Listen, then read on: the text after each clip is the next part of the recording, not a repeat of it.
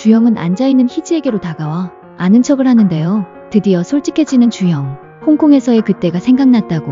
주영과 희지는 10년 전 홍콩 여행에서 우연히 만나 가까워졌는데요. 서로가 호감을 가진 상태에서 서울에서 다시 만나자고 한 대화. 하지만 극이와 극티인 주영과 희지는 이해의 폭이 달라 서로 오해하게 되고 서울에서 다시 만날 수가 없었죠. 그 와중에 희지는 핸드폰까지 잃어버려서 주영에게는 더더욱 연락을 할 수도 없는 상황이었고요. 그런 희지를 단단히 오해한 주영은 희지를 다시 만났을 때 모른다고 했던 것이었는데요. 하지만 서로의 솔직한 대화로 주영과 희지는 오해를 풉니다. 그리고 주영은 솔직한 자신의 마음을 희지에게 전달하는데요.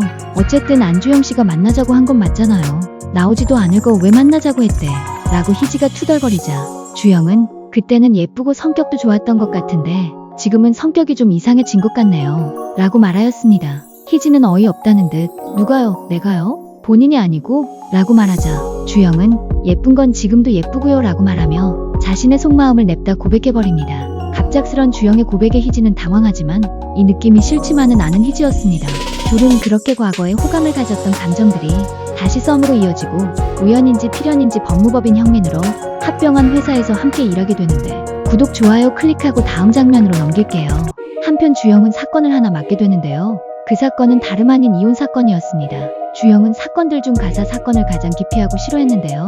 어쩔 수 없이 떠맡게 된 사건의 의뢰인은 차정호, 그러니까 안주영 변호사의 전 여친 크리스탈박의 이혼 소송이었던 것입니다. 운명의 장난이었을까요? 차라리 크리스탈박이 의뢰인이었다면 기꺼이 최선을 다하여 전 여친의 이혼을 최대한 유리한 쪽으로 판결을 이끌어 그녀를 도와주었겠지만 지금은 그녀의 남편 의뢰인이 되어 크리스탈박을 공격해야 하는 입장이 되었던 주영의 마음은 괴로웠는데요. 하지만 주영의 아픔은 여기서 끝이 아니었습니다. 사건 조사 과정에서 알게 된 내용은 더 큰 충격이었는데요. 다름 아닌 전 여친 크리스탈박이 남편인 자신의 의뢰인 차정호에게 가정폭력을 당하고 있었다는 충격적인 사실을 알게 된 것입니다. 주영은 차정호에게 직접적으로 물어봅니다. 폭행했어요? 그러자 차정호는 너 내가 돈 주고 산 거야. 그딴 거 물어볼 시간에 나를 위해 발로 뛰란 말이야. 라고 말하며 주영의 자존심을 짓밟아 버리는데요. 주영은 치를 떨며 나는 그냥 안 넘어가 라며 차정호에게 묵직한 한 방을 날렸는데요. 난감한 입장에 처한 주영. 변론을 할 수도 그렇다고 안 할 수도 없는 상황. 한편 이 상황을 정확하게 파악하고 있던 희지는 안주영 변호사를 위해 손을 내미는데요. 안주영 변호사의 전 여친 크리스탈박을 직접 만나보는 희지. 저기요.